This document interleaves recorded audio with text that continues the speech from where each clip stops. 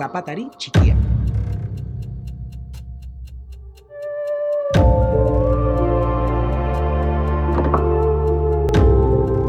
Alabazan edo ez bazan, entzun dadila naiz irratian.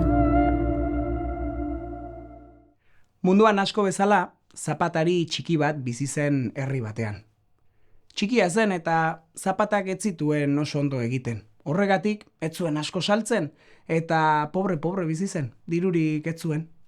Egun batean, erabaki zuen, irten behar zuela, bidaia bat egin behar zuela fortuna bilatzera. Eta, hantxe abiatu zen.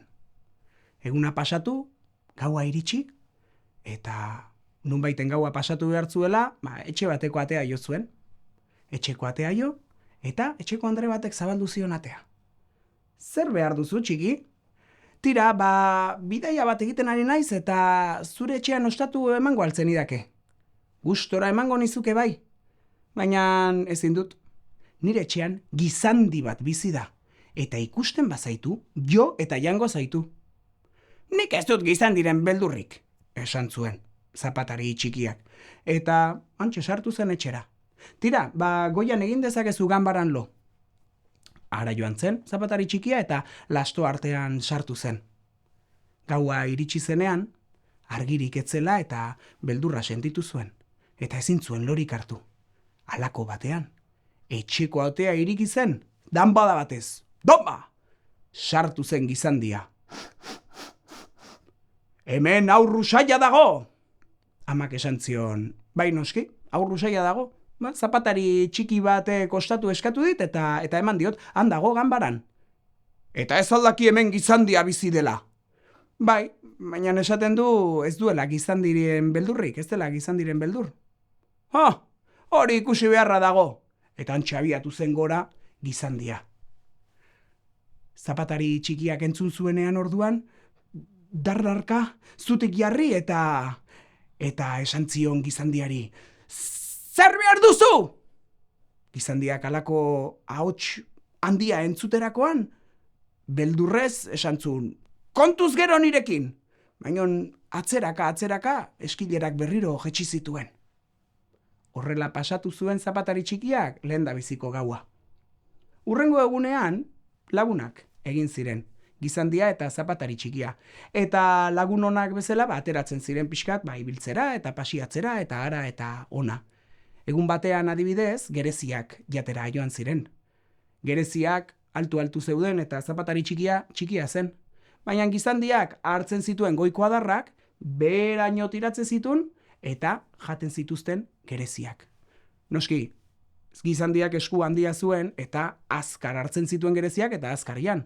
Azkar hartu azkarian eta azkar amaitu. Orduan, askatu zuen zuhaitza eta zapatari txikia heldua zela zuhaitzari, egan atera zen. Ai ama, gizandia korrika lurrean topatu zuen zapatari txikia. Ai ama, barkatu. Ze barkatu ondo. Saltoka ari nintzen nire lireintasuna probatzen. Tira barkatu, iruditu zaite egan atera zarela. Egan. Halako batean entzun zuten, bazela erensuge bat lurralde haietan. Eta diru asko emango ziotela erensuge hori hiltzen zuenari. Eta esan zuten, tira, joan beharko dugu erensuge hori garbitzera. Eta jarri ziren erensugea bizi zen kobazuloaren atarian.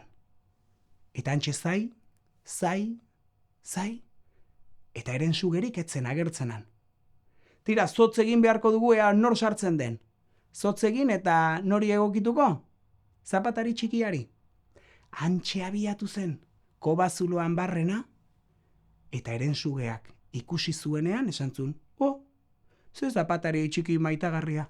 Hartu zuen hortzartean eta katukumeak hartzen dituzten bezala, hartu zuen eta kobazulotik atera zuen.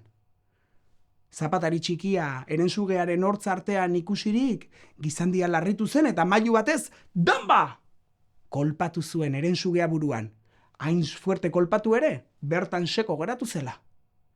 Zer egin duzu, esan zion zapatari txikiak. Tira, erensugeak jan behar zintuen. Ni jan? Ez aldezu ikusi, min gainetik tirakan ekarrela. Esango nuke jan, min gainetik tiraka hain nintzen eta zuk akabatu behar izan dezu. Barkatu. Ara joan ziren etxera eta afaltzerakoan, zapatari txikiak esan zion gizandiari eta haren amari joan egin behar zuela, bidaiarekin jarraitu behar zuela. Hurrengo goizean agurtu zuten, zapatari txikia.